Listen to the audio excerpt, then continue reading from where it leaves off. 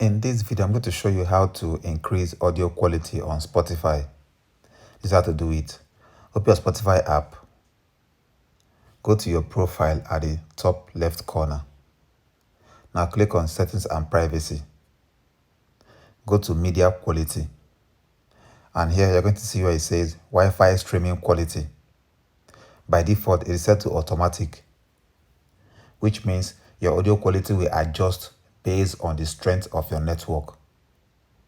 Set it to high. Scroll down and you're going to see cellular streaming quality. This means mobile data. It is set to automatic by default, which translates to your audio quality is going to adjust based on your mobile data strength. Set this to high. Now lastly, at auto adjust, it says your Wi-Fi and cellular streaming quality adjust based on your network bandwidth. This is what I explained earlier. Make sure you turn this off.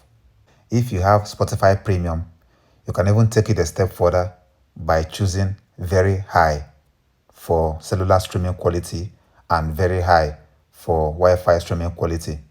I don't have Spotify Premium, so if you have that, select very high. This will further improve the quality. So that's how you increase the audio quality on Spotify. That's all for this video. See you guys in the next one.